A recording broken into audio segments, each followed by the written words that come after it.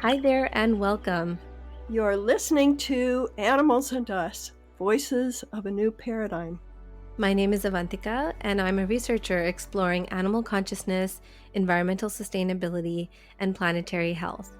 I want to help bring animal perspectives to the table and transform our relationship with the natural world. And I'm Barbara. I'm an animal communicator and retired veterinarian. My true passion is exploring the hearts and souls of animals and helping people come to a much deeper understanding of who the animals truly are at their core. This podcast is for anyone who loves animals and nature and has an interest in their own personal and spiritual development. We'll bring you powerful conversations with fascinating people about animal and nature sentience, consciousness, and communication. Thank you so much for joining us on this journey of love, respect, understanding, and care for the fellow beings who share our beautiful Mother Earth with us. Hello and welcome to a new episode of Animals and Us, Voices of a New Paradigm. As always, we are so excited to be here with all of you at the new episode. And today I'm especially excited to welcome our guest for today, Manjiri Latey, who is joining us from India. And Manjiri is the person I've been collaborating with for my research in India. And I just spent a couple of months with her, diving into the wonderful world of not just animal communication, but a whole bunch of other things. I met Manjiri just about a year ago, and I knew right off the bat when I first talked to her that I wanted to spend time with her. I wanted to learn from her.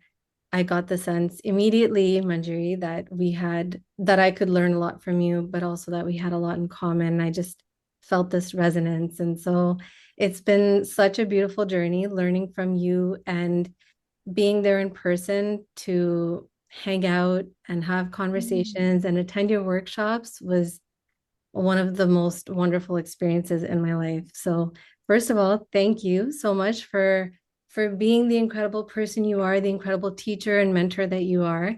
And thank you so much for being here today. I'm so excited that we were able to find a time to make this happen.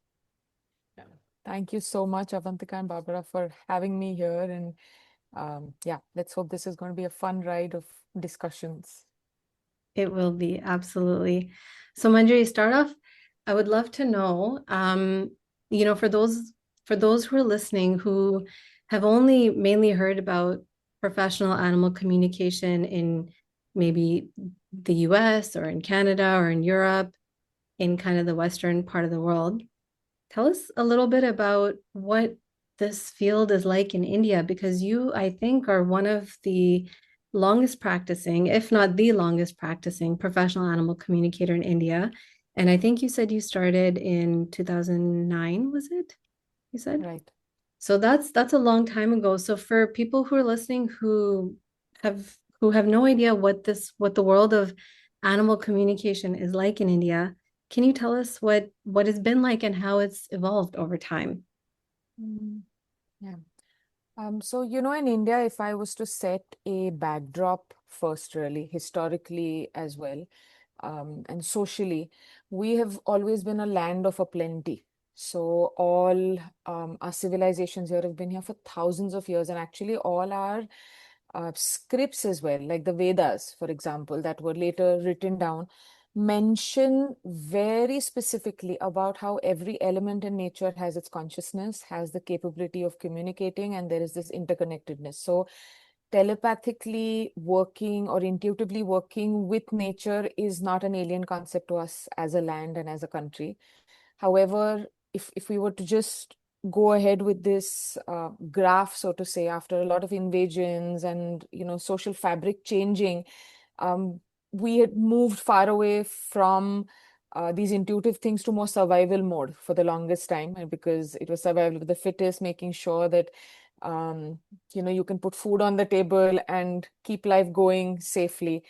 But somehow, for maybe about 50 odd years, we are realizing that people are gravitating very naturally back to this ancient wisdom that our land always had, right? And even when I personally started my journey with the outdoors as a young child with my parents who were mountaineers, whether it was mountains or forests, there is so much unfolding with the indigenous communities that again people don't know that this is classically in the Western world or outside the country called animal communication or nature communication. It is very natural, matter of fact, and daily as a part of practice for a lot of people.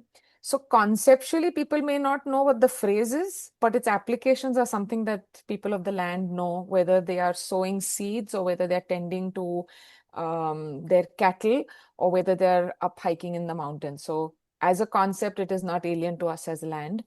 However, when I started back in 2009, I personally started a very formal journey for very selfish reasons because we lost one of our dogs and I was seeking answers. And it was a very private, personal journey for me. However, once I started off with it and I realized that this is such a brilliant opportunity for us to move this subject or phenomenon from the dark into the light, right? So we all have it within us. It's just in the dark part of our knowing. And if for me, the ability has become an awareness and I can actually make better use of it, why not help others around was the original concept. So it just started with chatting with friends and family. And then it just picked up like wildfire. It almost was like people were pushing me off the edge saying, hey, don't be so guarded about this. Why don't you teach us? And I said, it's not being about being guarded. I myself am still figuring what this is um, as a methodology, as a way of leading life. So till I myself can wrap my head around it, how am I going to pass on half-baked stuff to people, right? So I took about a year or two to really apply it in my life, see what changes I was able to make with awareness, with connecting with our past animals and things around, and then started on a very small scale with maybe 5, 10 people under an old frangipani tree at home. And from there, it just moved on. And as a mindset, I know that curiosity, enthusiasm, skepticism, excitement, there was a multitude of emotions that this was meted out with when the formal concept was put out there. And we are actually, I maybe it's a controversial thing to say for an Indian about Indians, but we are a land of a plenty. And I think poverty is a mindset.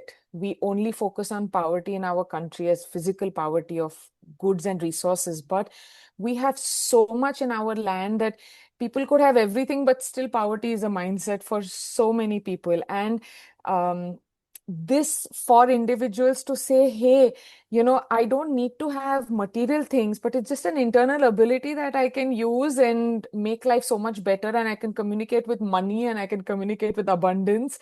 And my animal can give me that guidance on how I can have a mindset of abundance, so to say, was something that people, um, I think a lot of people embraced it with a lot of love and generosity, though there were skeptics, and I think skepticism serves its own purpose.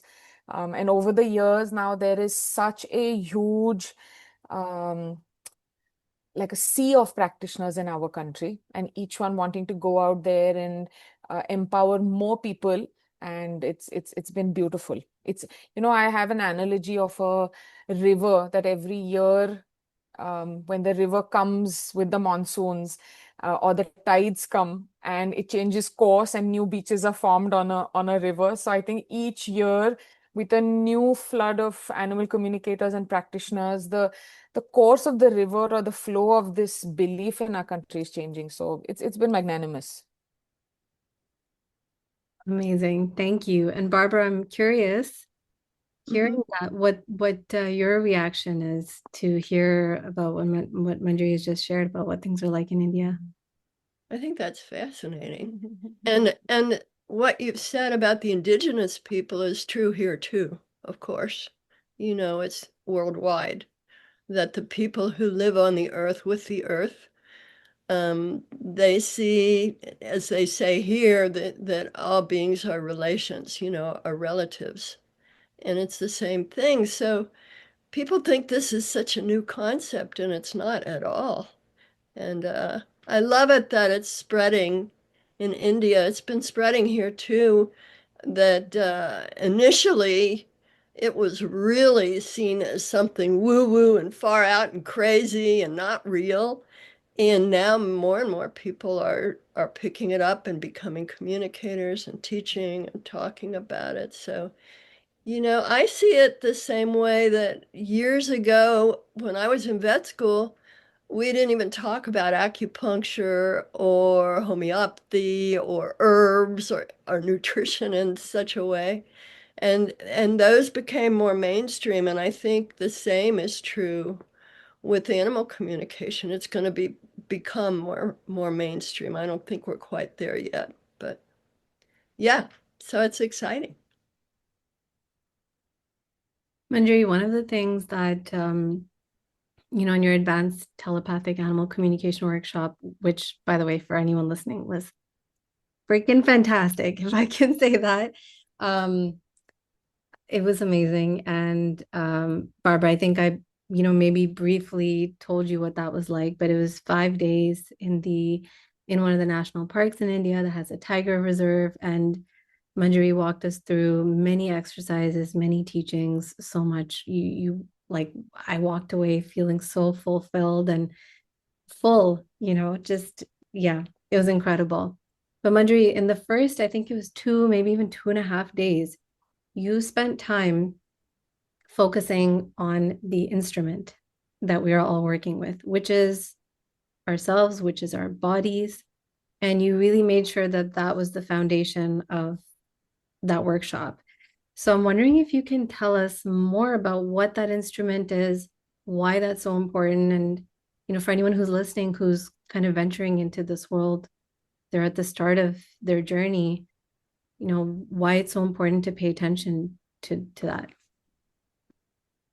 Thank you so much, Avantika, for asking this question purely because in many podcasts or interviews, a lot of the people leading the questioning somehow miss asking this very pivotal aspect of it because I'm sure as practitioners yourselves, both of you, you do realize that our body is the medium through which we're interacting with everything around us. And it's this body that we carry into every circumstance of life as well. So it is a huge library, if we may say so, of so many things that are conscious, unconscious, that are stored in it, what we let go of, what we continue holding on to. But it is probably the most ignored, or we are ignorant of it, either way. And so focusing on this instrument, which is our physical body, I found really paramount. And I always feel as if, imagine everybody, let's say there are 10 people in a workshop space, okay, who are exploring their telepathic abilities or working with animals or nature. And they're all given the same kind of seeds to go home and plant in their gardens. It's like the facilitator asked, do all of you have little gardens at home? And all 10 say, yes, I do have gardens. The facilitator measures the same number of seeds and gives everybody the same seeds and say, all right, I'm going to see you in 3 months, and whatever you're able to grow out of this, you bring it in 3 months. But everyone, however good-willed they may be, they take the seeds back, but no two gardens are ever going to be the same. The soil will be different, the climatic conditions will be different. How are you tending to it? What is the manure, hydration? What are the emotions with which you even planted the seeds, implying that physical environment or energetic space within which the seeds are planted is going to dictate, though you're sowing the same, what you're reaping is going to be different. So the same communication, the same animal are the seeds here, but every communicator's physical environment of the body is the soil in which it is going to grow, and what's going to come out is going to vary person to person. So this physical body there has to be so much gratitude, love, and compassion towards this physical vehicle, including what physical food we eat to emotional food we are eating. There is also probably a digital diet that we need to be aware of. People may have the best organic food, but the digital diet that we're consuming nowadays is also, I think, extremely paramount what we're putting in. So yeah, that's exactly why I feel as if the taking care of this instrument is important. And one reference, if I may use, probably a lot of listeners might be aware of this, but if we go with the energetic chakras in the body, which are these, and let's say the seven main chakras in the body, each one taken to be as energy points that make sure that our mind, body, emotion, soul, everything is in alignment.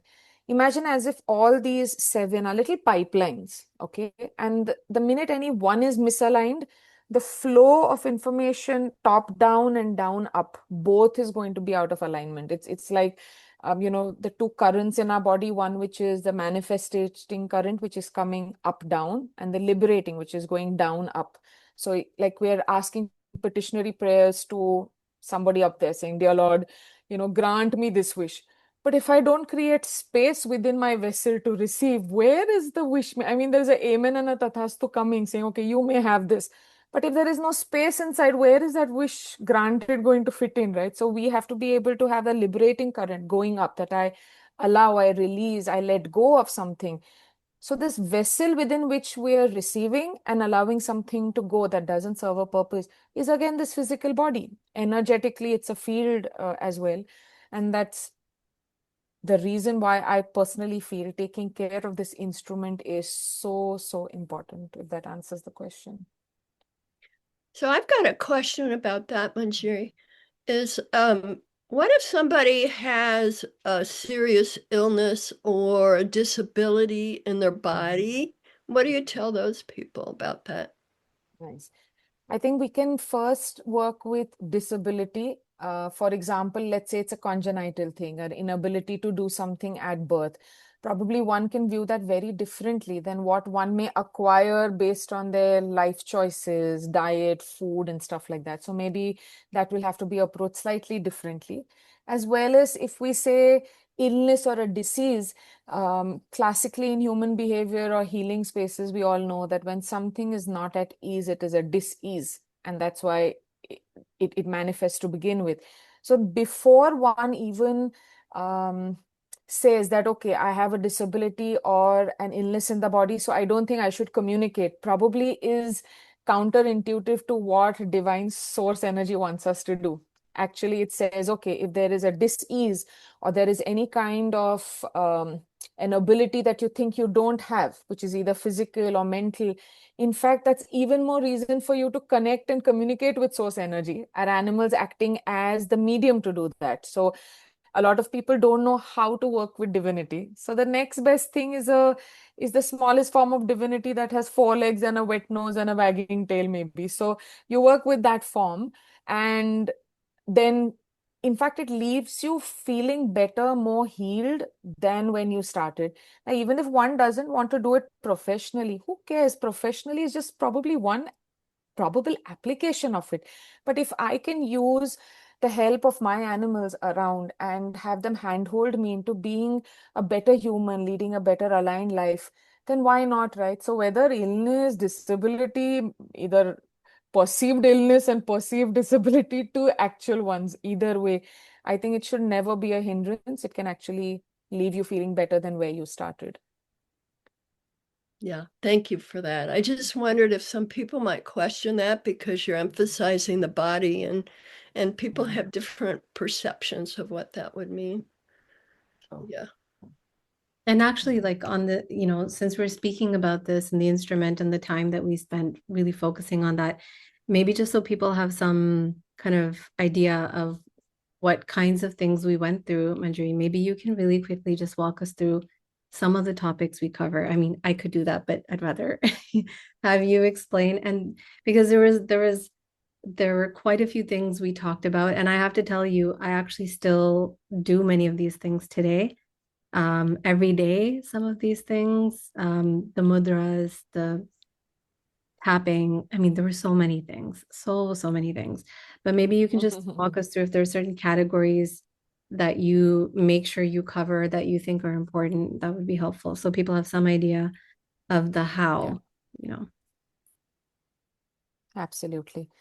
So I think primarily something that we are born with as a gift, the minute I think we take a bodily form, whether man, animal, tree, bird, any sentient form that we are taking, including a rock for that matter, we're all born grounded and earthed, meaning we are connected to this divine source energy as well as what is in the ground as well. And that's where we are a conduit. Our body becomes a conduit. And the way we, as modern man, live our lives, we lead such a disconnected life. I mean, we may be connected on the internet with every corner of the globe. That's the connection we have, but it's so up there, but we don't know how it is to center ourselves and, go back down again.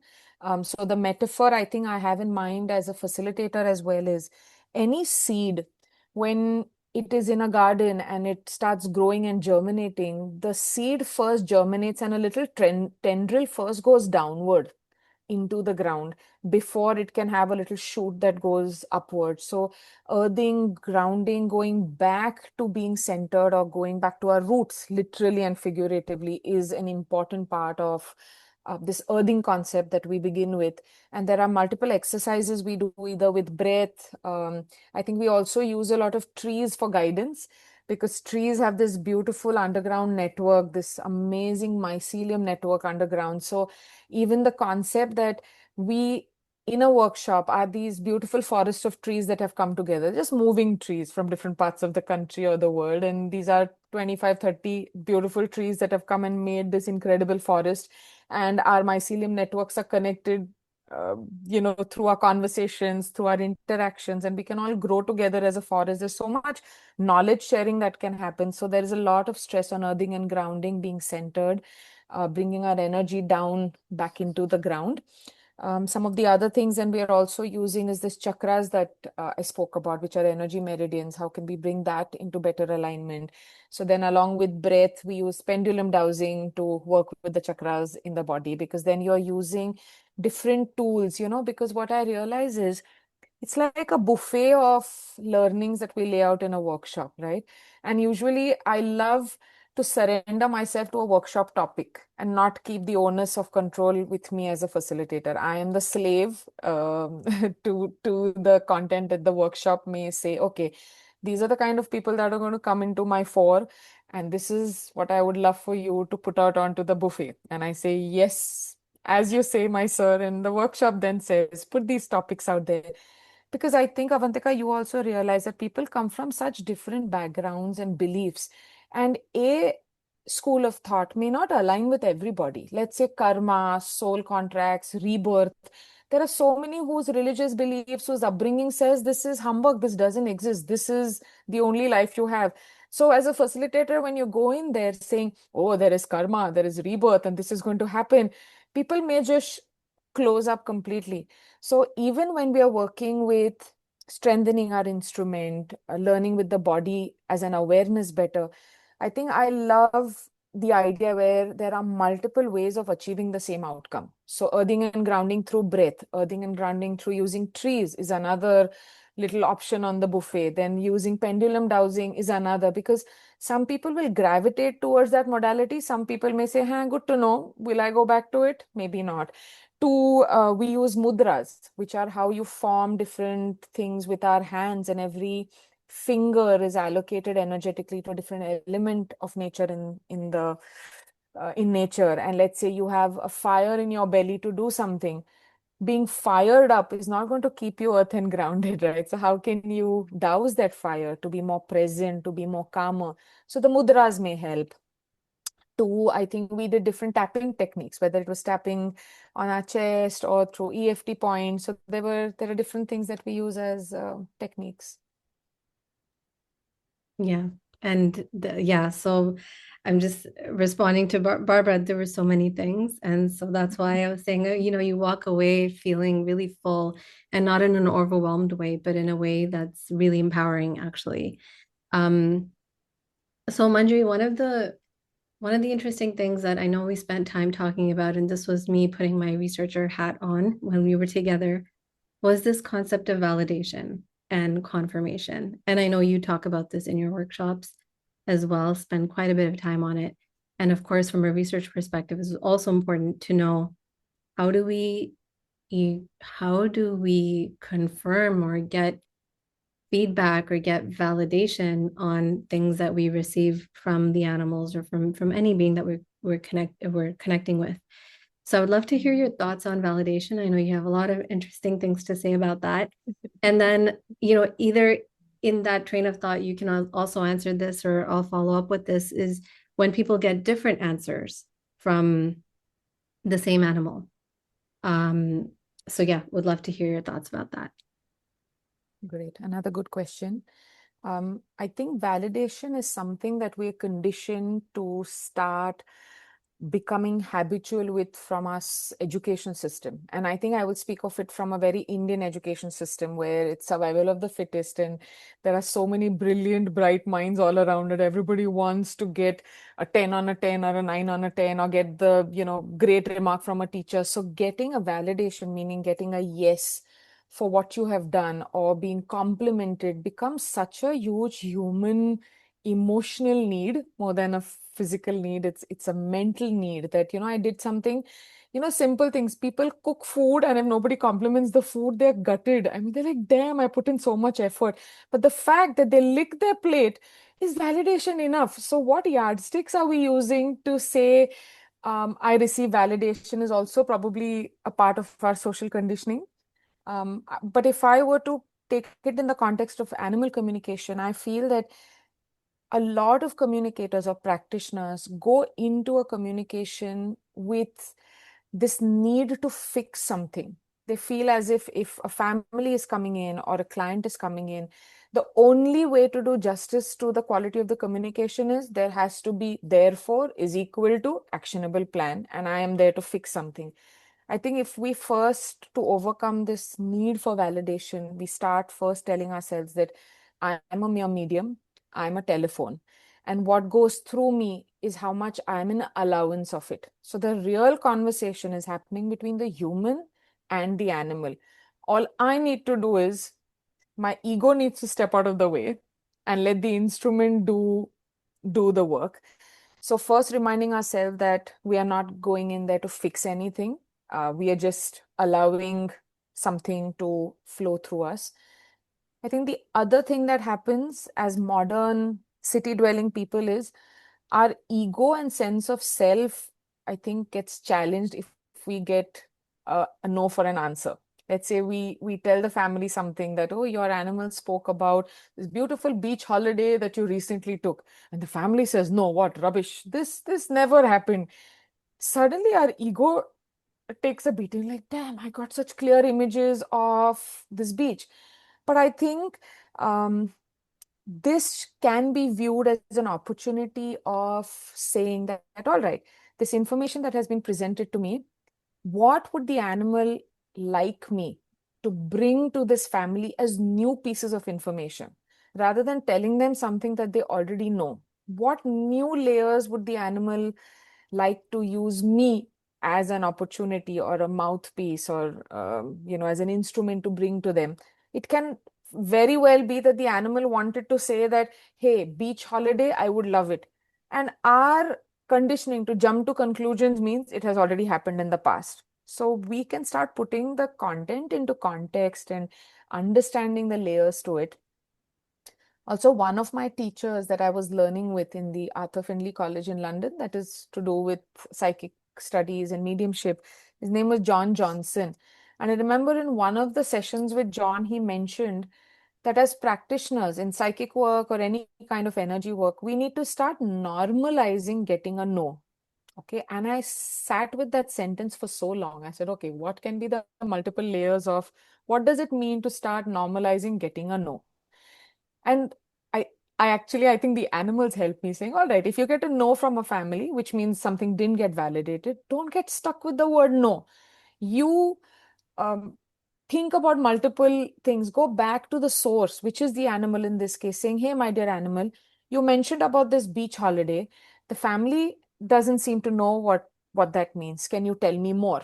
Okay. And that's where the animal brings in so many more amazing layers of what he really wanted to say versus what we tend to interpret, make meaning of, and tell the family. So it is something that we need to start normalizing, not getting a validation. And this is a classic example I give in a workshop as well, that would we make a telephone call to somebody to tell them what they already know, or would we make a telephone call to somebody to tell them new pieces of information? Okay, so I know that for all of us, it's a no-brainer that I wouldn't pick up a phone and tell them something that they already know. They're like, duh, what's new? So an animal is using us as that telephone instrument to say, all right, you as the communicator are the telephone where I'm going to take this opportunity of bringing to my family completely new bits of information that they never knew, which is why they can't validate it. So you're doing actually a good job by not getting validations. I think we need to learn how to reframe this and celebrate that, all right, I gave something. If it can't get validated, great job. Pat your own back and say, fantastic. This is an opportunity of bringing 10 new things to the human that they were completely oblivious about, and celebrate that as it goes along. Perfect, wonderful. Which is, I mean, I think we all kind of fall into this, especially when we're starting. And I think, Barbara, you would agree, even over time, right? That there is this desire that we have to have someone say, yeah, that makes a lot of sense, or yeah, you know what, this just happened. How did you know that? Or, those things feel good. They that kind of affirmation is nice to have.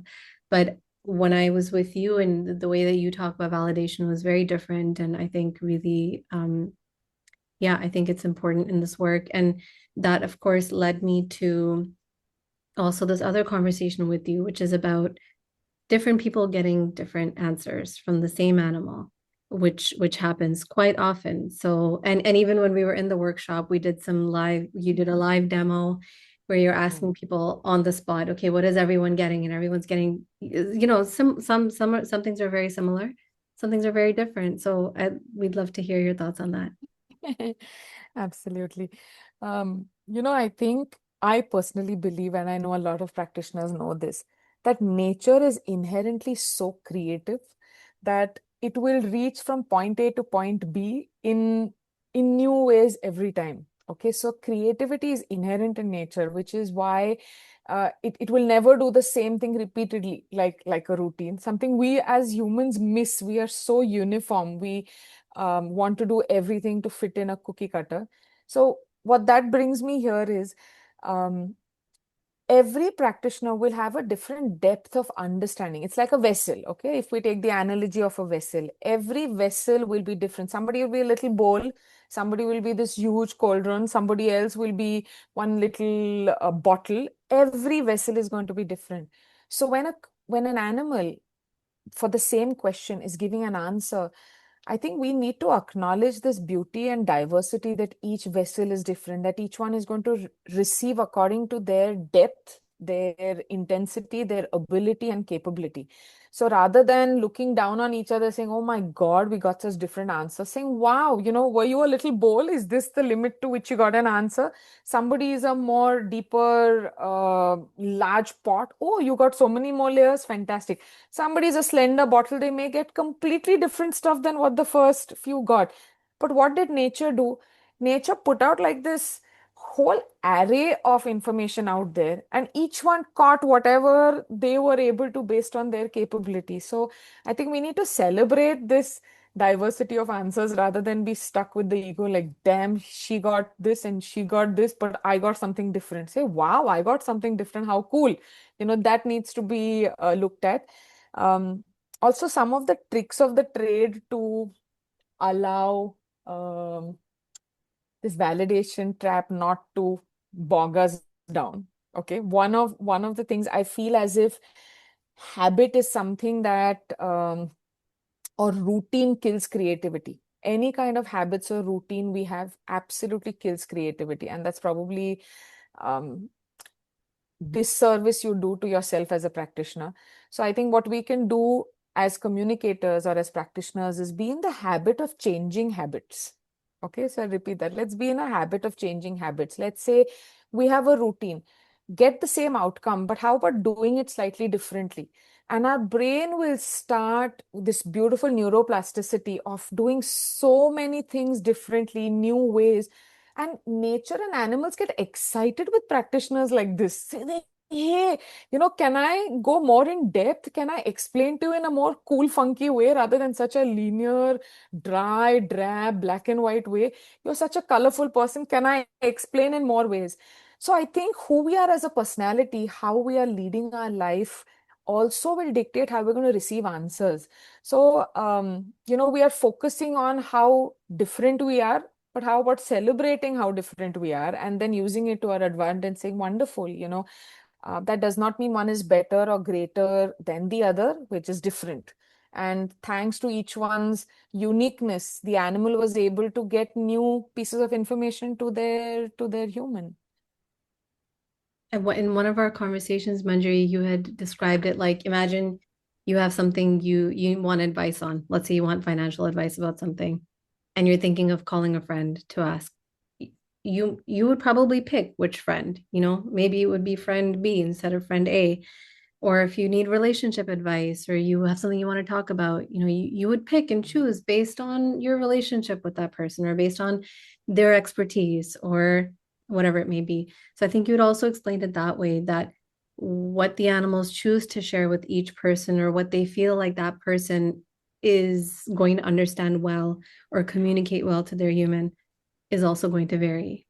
And the other thing that I heard you say over and over again, Manjari, was that we tend to focus on similarities, but we should learn how to focus on and celebrate the differences. And that can be applied to many different things, but certainly what we're talking about here as well. Absolutely right. And I also believe that the opposite of it is very true as well, purely because, when we come from as community animals, at least in a country like ours, which is so complex with so many castes and cultures and religions and ethnicities, as a parent, a lot of them want their child to stand out in this large population. And how unique you're going to be, how different are you going to be from everybody around. So constantly, one part of us is saying, how different are you from the other? But we forget that there are so many beautiful commonalities that is a shared reality we all have. So the answers, even what communicators get, may be seemingly very different. So let's first layer celebrate the diversity of answers, saying, wow, thanks to each one's uniqueness and our backgrounds, the animal was able to bring so many things. But there will also be deeper layers of commonality that will emerge if one was to really sit with the answers. For example, let's say I ask a group of 10 people to think about a beautiful green field, okay, a green paddy field. Now, there are some who may not even know what a paddy field is. So they're going to think of the closest green that comes to their mind. Those who know what a paddy field is, even their shades of green will differ. So somebody will say, oh, my paddy field is emerald green. Somebody will say mine is sea green. Somebody will say mine is close to turquoise blue. The point is not how different our greens are, but point is also what is our shared reality. There'll be so many commonalities, but at the same time, the uniqueness. So how about we bring all these layers to the human whose animal wants? Maybe the animal also is talking about these different layers. And the reference you gave earlier that we've discussed in a workshop, let's say somebody like Barbara who has a background in veterinary science, an animal may share with her things that an animal may not with you and me, because the animal understands the depth of where she comes from. When the animal speaks about an organ, may speak about how that organ is causing a knockdown effect on another organ, and that's where the root cause is. Maybe for us, it may seem like complete spiel. You're like, I have no clue what you're talking about. So they may give us spiritual aspects or other things. To Barbara, they may also, along with spiritual, give health related layers as well. So yeah, that's like the vessel. Each one will be different. So our answers can undoubtedly be unique. This is so cool. I love hearing you speak. Thank you. And it brought up some things for me, some questions. When Avantika asked you about validation, I was kind of going in a different direction, and I think what you said is so important that we want to be validated for what we do, and we want to know we're okay and that we're on track. And what I've noticed, and I want to ask you about this, is I always thought that if I'm speaking with an animal, I'm going to get their attention and they're going to love me and they're going to come up and give me a little kiss. And it doesn't work that way, at least for me, that a lot of times the animal will be Mhm. off there eating and doing something else. And yet I'm having this really deep conversation with them. And so that's been my experience, and I think it's important to recognize that they're not always going to validate us either. So, do you have something to say about that? Undoubtedly, I think we live in such a physical validation world. Okay, so we want physical validations, we want visual validations rather than relying on what we are receiving internally. It's an external validation that all of us want.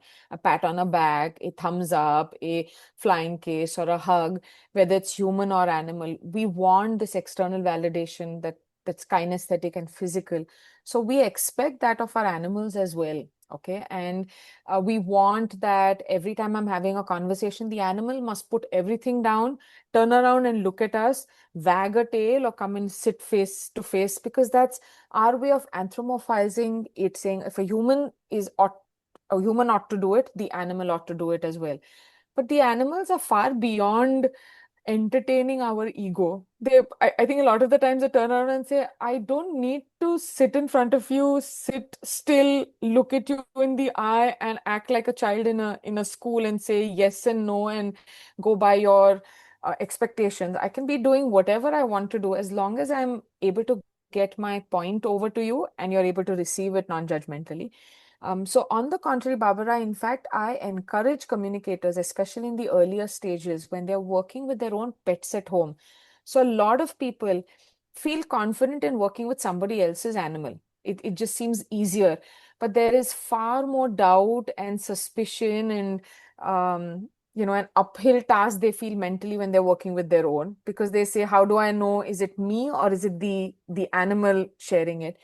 Very often in circumstances like this, I've invited communicators to realize that whatever you know about your animal, you know only because you have been listening to them all these years that they've been with you. You have intuitively been in a connection with them. You've anyway been listening to them, and you never waited for an external validation. Now you're just forcing telepathic communication onto the animal, saying, okay, now that I can formally talk to you, how about you coming and sitting across the table from me and sitting quiet? And the animals say, dude, we've anyway been so beautifully connected with each other. I don't need to be doing this. So I think people need to trust their inner voice more and trust that even if it sounds like they're talking to themselves, if a question is asked to the animal, it is the animal answering, albeit it being our own voice. So yeah. Ah, thank you. Another thing that came up for me with validation is validation signals. How we know that we're actually talking with the animal and it isn't just yesterday somebody said, how do I know I'm talking with the animal and it's not just me making stuff up? And for me personally, and I haven't heard this too often I get teary. It's like my heart is open and I'm feeling something, and that's kind of a sign for me. And I know other people get all different kinds of signs that they're actually communicating with an animal. What's your experience with that? Mhm. I usually just like to make it simple for practitioners and myself as well as an everyday growing practitioner, that when in doubt, I usually ask the animal, hey, even before my question was over, I already received the answer. So is it you or is it me? Sometimes just asking a simple question, is it you or is it me, resolves it there. And then we don't need to sit in a state of dilemma saying, oh, who was it? How can the answer come in so quickly to me? So if in doubt, and if people don't have these well-established yardsticks like you have for yourself, where you feel a certain way, there's a lot of people have these yardsticks where they feel the animal closer or further away to them in their mind's eye. So if the animal is closer to them in their mind's eye, they feel as if it is the animal speaking. If the voice seems to come from further away, I know some practitioners say then it's me making it up, so on and so forth. But if one doesn't have these evolving or well-established yardsticks, one question away, hey, my dear animal, dog, cat, tree, plant, whatever, I hear this, but it was so quick a response, or it seems so um, non-linear or very imaginative. Is it you actually, or is it me? And pat comes the answer, and then we just need to trust it and run with that. That's how I would navigate it personally. Yeah. Thank you. I've also Thank you. been listening to all of our recordings, Manjiri, so I feel like I can add one more thing that you've said about this, Mhm. which Please. is about, and I think one of you alluded to this already, is that it can sound like your own voice, and that the information is going to come to you, is going to come to you in the easiest way possible. And Manjari, you've talked about this, right? You've heard your own voice in your head since you were born. And that is what's most natural to us. So people are expecting this external sound that's going to come from somewhere, but it's actually, yeah, you would explain it much better. But I just wanted to point that out because you talk about that. Yeah, yeah. No, you're absolutely spot on with articulating it that way, because I realize, and I went through that journey myself, that when I started as well, I was thinking, oh, now if I'm talking to animal A, B, and C, I'm going to hear three independent voices. One will be this baritone voice, one will be, Mickey Mouse voice, or one Donald Duck voice, because that's the kind of cartoon anthropomorphization that we've grown up with, saying, okay, this is how I'm going to get personalities in my head as well. But the self-doubt is quick to creep in, because most of the times after you ask a question, you feel as if you're talking to yourself. And that's where doubt grows and festers. And um, the best way of turning it on the head is either asking a question, is it you or is it me? But what I realize over a period of time, like you rightly remember from our discussions, Avantika, is one voice that we have known best from birth until the time we're going to go to our grave is our own internal voice. That muscle and that gateway is so strong, well established, and conditioned that animals will say, why would I open another doorway to talk to you when this is a massive doorway that's already open? You recognize, you trust your internal voice. So why not use this door rather than taking a back door entry, side door, open a window and enter through that? I'll speak through the main door through which you trust yourself the most.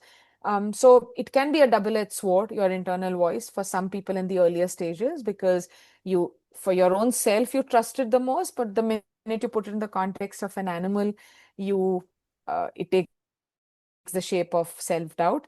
But we need to trust ourselves that the minute you ask a question, sometimes even before you formulated the question in your head, the answer started coming your way. And then you're like, oh my God, I didn't even ask you a question.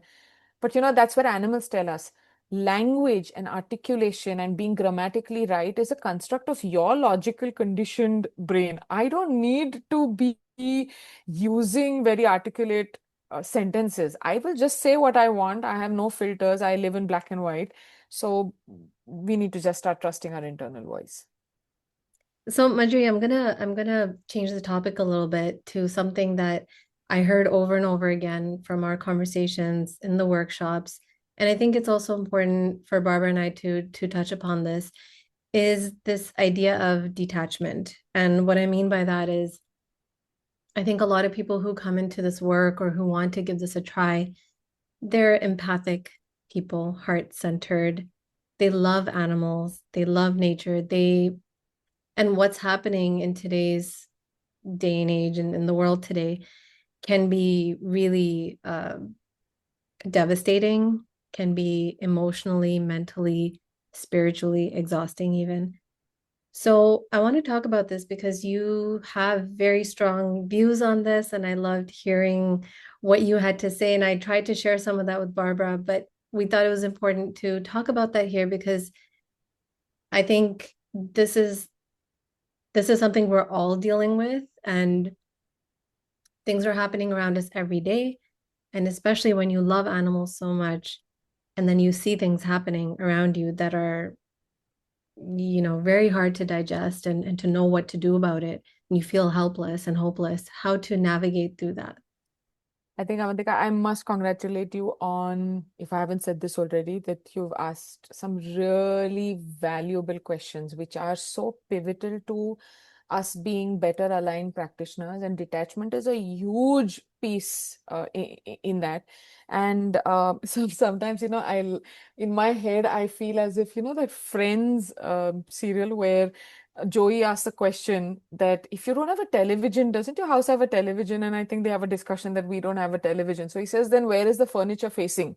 In your living room, if you don't have a television, where is the furniture facing?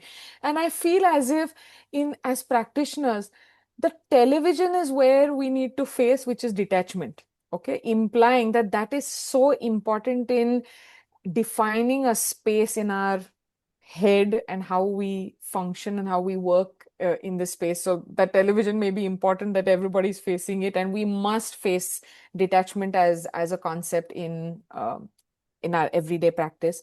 But before we break down detachment, I think let's first visit for a moment what is attachment. Then we know what to detach from. So if we say attachment means commonly understood that we associate with something. We associate with X, Y, Z. We associate with something. And I think what tends to happen is the association becomes an identity, and then the identity becomes a prison for us. Okay, our beliefs become a prison for us, and then we are trapped in our own prison of our beliefs, and then we view the world through that one lens of associated beliefs. So it I think I read somewhere in a book on Mahayana Buddhism that sometimes attachment becomes almost a pathological condition, that it is how it is. Okay. And Mahayana Buddhism speaks about detachment so beautifully, where repeatedly it brings about the fact of impermanence. And in Sanskrit, the word is anichyata.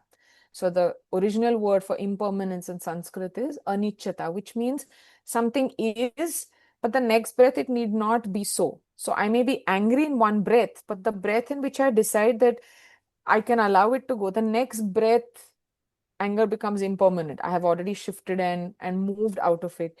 um, and some of the best things for detachment is actually, when you even spoke about the word empath, people actually put that as their identity. When I say that attachment becomes an identity, people go around saying, oh, I'm such an empath, hashtag empath. That's their tags on their social media pages. They'll even do these online fun tests. No, what is your degree of empathy? I'm an empath. Oh, I'm a successful empath. Empath means, again, using a Buddhist view on it, is we take the phenomenon and the observer to be the same. Okay, so I'll repeat that again. When we are saying I'm an empath, the phenomenon that is unfolding and the observer are one and the same. They are attached to each other. But detachment actually means the observer becomes independent of what he or she is observing. And it sounds idealistic to a lot of people, that how do I observe a phenomenon without being dragged into it? Specifically, when we watch social things that are happening currently, politically, injustice of any form, it's easy for us to get sucked in. And one technique that works wonders, and in its simplicity, is the a lot of people get fooled by how simple it is a technique called vipassana. Again, comes from Buddhist lineage, comes from Hindu practices, where the only thing one needs to do is observe their breath. Just observe the breath when you sit quietly, at what pace is the breath coming in and breath going out. And then one realizes that between one breath and the next breath, there's actually a gap. And then when you exhale and before you take the next breath, there's again a gap. So when you start doing this for 1 day, 2 days, 3 days, by the end of day 7, one is able to start just slowly and steadily become an observer to a phenomenon, right? That is a detachment, that you're an observer, you're only observing breath, and you realize there is a gap between an inhale and an exhale, and there's a gap again between the exhale and the next inhale. And then detachment becomes so second nature that then one doesn't need to be sucked into it. And I remember one movie I had seen. I have no recollection of what the name of the movie is. There's a fire, okay, in a house, and there are some people just standing there and shouting, "Oh my God, fire, fire, fire!" They're doing zilch. The fire envelopes them before they realize or they can run away. The fire has enveloped them as well. Versus This is an empath in this case, okay? There is a phenomenon happening. We can't detach from it. We just stand there and say, oh, fire, fire. Phenomenon is already taken over you. Versus somebody saying, oh, fire. What can I do? Thinking on your feet and saying, can I call somebody? Can I go look for something to extinguish it? That ability to be able to act on the phenomenon means you're an observer. So detachment is such a huge centerpiece of us as practitioners. And the easiest step, as idealistic as it may seem, that one needs to be detached from the outcome or don't associate with the outcome, is just start focusing on one's breath, the pace at which one is inhaling and exhaling. And then what that helps us do is be detached from the outcome, come what may. That when I communicate and I give the information, whether validated or not validated, because I'm not there to fix anything, I am detached from the outcome and it's not a reflection on me as a communicator. I did my job to the best of my ability of being an allowance of information to flow through me without even being attached to the information or judging it. Sometimes we are quick to judge the information that comes in and judge a human as well. Man, you cheated somebody because your dog tells me about it. That's not our space. A telephone is an epitome of detachment. A telephone, an instrument, says two devils may be talking to each other or two angels may talk to each other. My job is only to relay the information without getting judgmental about anything. And I think that is why detachment is such a huge thing we need to not master because it's an evolving process, but start walking the path of awareness with. Wonderful. Okay, I will ask you one last question. Um, and this is a fun question.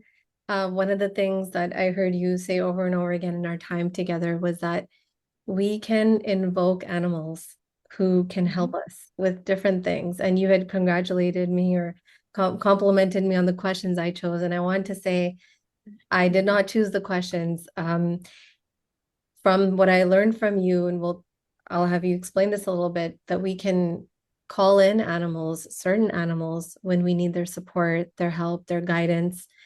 And so these questions were brought to you by the weaver ants. And I asked them for help. And yeah, so maybe you can tell us a little bit about that, and then I can explain how I called in the weaver ants and how that kind of unfolded. Mhm. Amazing.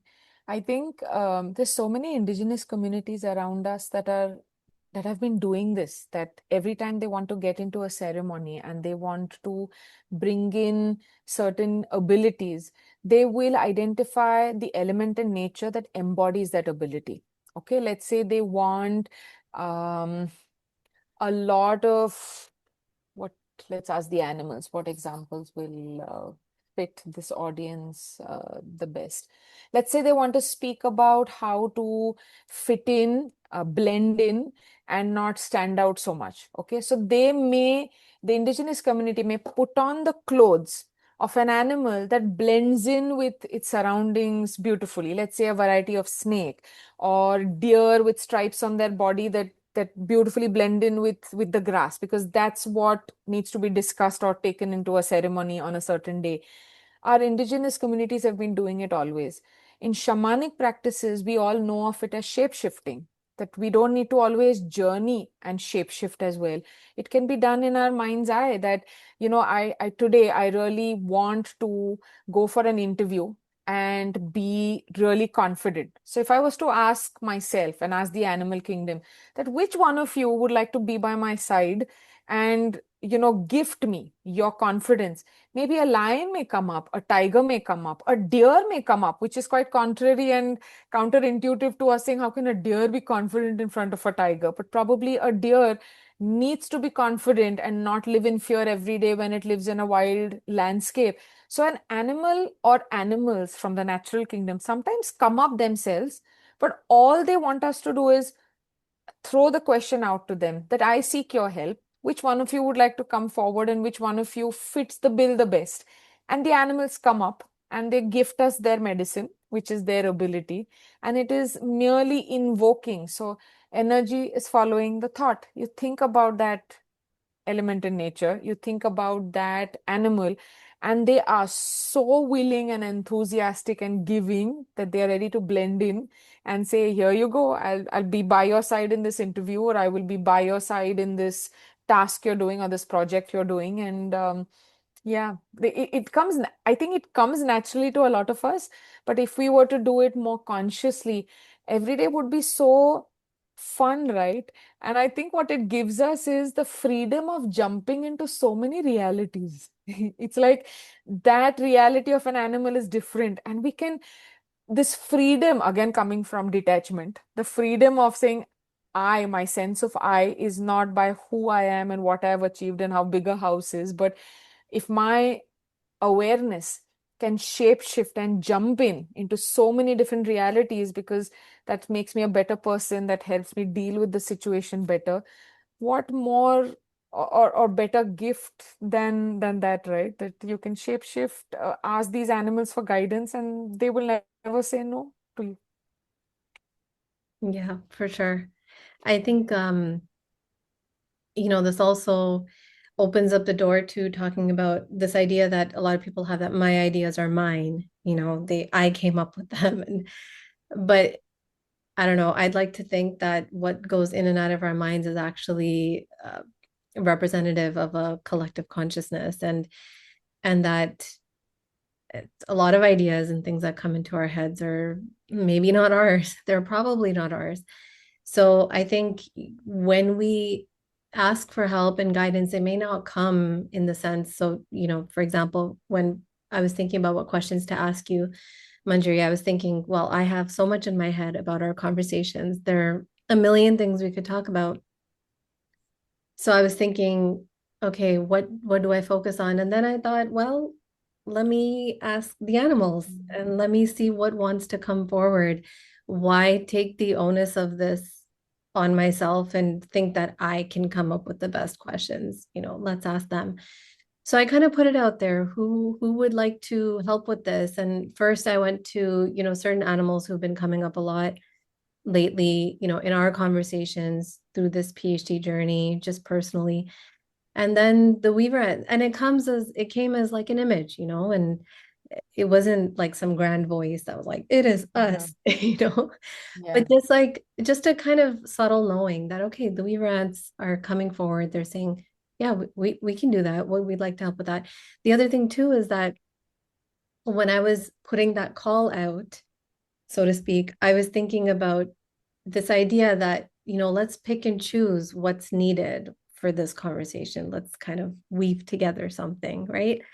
And be efficient with time, because I also didn't have that much time. So I'm thinking efficiency, weaving together a story, those types of things. And so the Weaver ants came up, and I was like, of course, yes. And just as a little bit of context, there was one day Manjiri and I were together in this national park, and we were Manjiri was pointing out all these beautiful insects and what they're up to and how they operate. And so one day I said, can we talk to them? Can we talk to these weaver ants? They were carrying a termite or something, a dead termite, back to their colony. So they've become an important part of this journey for me as well. So yeah, and then what that looks like when I say, okay, weaver ants, help. Then it's just about surrendering after that. It's saying, okay, I've turned this over to you. Do your thing and let me know what you think. Come back to me in whatever shape and form that might look like. And the next morning I woke up, or maybe later that night as I was about to fall asleep, it just came in like this, like 1, 2, 3, 4, 5. Here you go, bullet points, done. And that was it. I just wrote it down, and I did not apply any of my own thinking into what we should talk about, because Manjiri, we talked about a million different things. Um, so that's kind of how it happened. And it was just as simple as that. And I don't really need validation beyond that. I don't really need to know how it happened or that it happened. For me, that whole process was simple and straightforward, and I'm looking forward to doing more of this, because I think there's just so much magic out there that can happen. And like you said, Manjiri, it's exciting, and we can be creative with it, and the possibilities are endless. Absolutely. And that's one of the reasons why I was guided to name the work I'm doing under the umbrella of the phrase earthwise.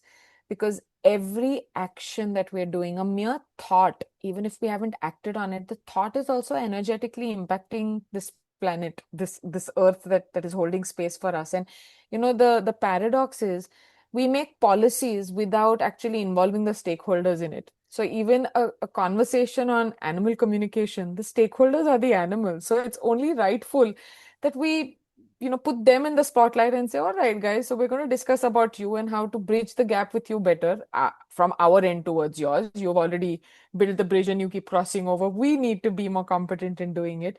So what are your ideas about it? So the stakeholders are the ones that can give us better ideas. So I'm so glad you tapped into and weaving this through the weaver ants that we spoke to. This is so great. I've got a couple questions that have come up for there may be some people out there, I'm sure there are, that say, give me a break. You're talking to weaver ants and getting all this great information. What do you do, Manjiri, to talk to people who really doubt that this is possible, which would be a lot of people? Absolutely. I think the first thing, and I learned it over a period of time, Barbara. Did I get it overnight? The moment of epiphanies just come one morning? No, it has been a journey, and I think it will continue to be because how as a consciousness as well we are changing. So people's responses are going to keep changing, but I think doubt and skepticism may continue to be there always for its own purpose.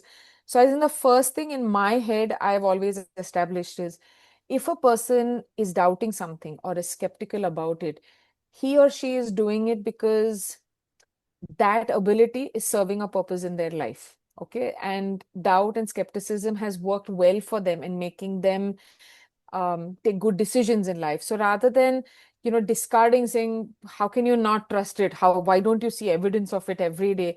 First and foremost, I think I have learned to first beam a lot of compassion towards the part of them that is doubtful. Okay. A part of them does want to believe in it, which is why they're even coming and asking us a question. If they thought it was so rubbish, they would have just shrugged it off their shoulder and walked away and not even engaged in a conversation. The fact that a person feels that it's worthy of their time to even engage with a communicator and asking this question, albeit it is to ridicule, means a part of them is still curious. They want to know, they want to explore it. So first, I beam compassion to the part of them that is skeptical or that is doubtful, saying, great, it has served a purpose in this person's life, but in this context, how about him or her being more open to multiple ideas? The second thing I have learned over a period of time, and I think many practitioners probably do it, I have stopped convincing people. The old me would really go out and say, come on, how can you not see it? Haven't you been doing this? Da, da, da, da, da, da. Look for evidence. I realized that the more I convinced them towards it, I ended up convincing them away from it. Okay, because then the argumentative ego self says, come what may, I'm not going to trust you. And, people love arguing, people love debating. I don't know how it is on television channels across the planet, but at least in our country, most television channels run prime time on debating. And they never agree to disagree. They only end by disagreeing. And that is, I think, a social conditioning we are living with nowadays. And people love to argue. So, second point, I never go into convincing. I keep it conversational. I invite people to think about where evidence is there in everyday life, where they are communicating with inanimate things, where they have made intuitive decisions at work, whether it is signing a document or not signing a document, eating or not eating, meeting somebody, or did somebody rub you the wrong way? How did you know? Where is this knowing?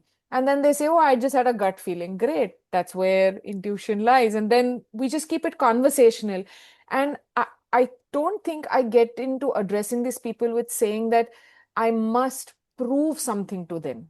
Okay. It is just a conversation. This is my way of life. That's your way of life. And where we meet, we meet. And that's about it. And I think it's easier to deal with people like that then. And people actually, curiosity is anyway there within them, but they feel like they'd love to walk this path. And the same skeptics that are externally skeptical will sometimes call up and say, that conversation we had, interesting. How about we do a consultation for my dog or my cat or my land or a tree that's not fruiting? And rather than us turning around and saying, see, didn't you come around? Don't you believe this?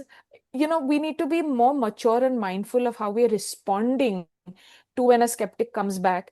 And I say, oh, great, when shall we schedule it? And, since you have anyway been doing it, let's bring it into the spotlight. Then they walk out with, oh, was I anyway doing it? So cool. So this person is not here to prove something. This person is not here to have an attitude of one-upmanship. And then it works so seamlessly. Yeah, we could. I'm just thinking, I mean, of course, Manjiri, we could talk for hours about this, and there's so many things here. But yeah, before we wrap up, Manjiri, is there anything really important that you would like to share? Anything that the animals would like to share? I think what I would love to reinforce or put out are some things that I have learned as lessons from animals, if that's going to help individuals listening in as well. I usually take animals as a role model. Okay, so when I see something happening, a phenomenon, and I ask an animal, hey, what is your opinion on it? How are you responding to it? Not how should I respond to it, but how are you responding to it? They give you such a neutral, compassionate, and practical view on what is happening, what is actionable, and what is not. What is your circle of concern and what should be your circle of influence? And the minute you hear an animal's perspective, you're like, damn, that is so cool. At least now there is a path on how to lead life to its fullest, making life a gift. Because you see these animals every morning, they wake up celebrating the fact that they are up and awake and so happy and joyous. I think we humans have a lot to learn. So, how about us taking our animals and nature as our role models rather than just fellow humans as role models? And life will become so much easier for us as a planet. Beautiful. Thank you. And please tell our audience where to find you if they're interested in seeing what you're up to. So slowly and steadily, I have started learning Instagram, and we have an Instagram page called Earthwise Pune, and Manjiri Latey is my personal page as well. And we have a website which is earthwise.co.in, and some of our workshops are listed there. But usually, new workshops keep getting birthed every few months, where universe says, "All right, this is what you're going to be doing now. Park this to the side." So a lot of that stuff is put onto our Earthwise Pune Instagram page. Pune is spelled as Pune, and that's where people can find the work we're doing. Perfect. We'll make sure we put all those links in. And well, what can I say? Thank you for all the time you've given me and, of course, to us today. And there's just so much to learn. And I thank the animals, of course, for all that they've shared through you and continue to share through you. And I'm looking forward to many more conversations with you and diving into this further. So thank you. Thank you for having me, and more power to your intent as a duo and putting out such amazing stuff for the community as a whole. So thank you. And I want to thank you too. It's been such a pleasure to meet you and partake of your wisdom. And I really, really appreciate you being here and the work you've been doing for all these years. So thank you. Thank you, Barbara. Wonderful. Well, thanks to our audience for tuning in today. And as always, we would love to end with a blessing for the animals. We'd like to end this podcast by taking just a moment to be quiet. And we give thanks and blessings to these amazing animals that we share our lives with. They give us so much and ask for so little in return. We hope that you can keep the animals and all living beings in your heart and in your mind as you go about your day. Thank you so much for being here with us today.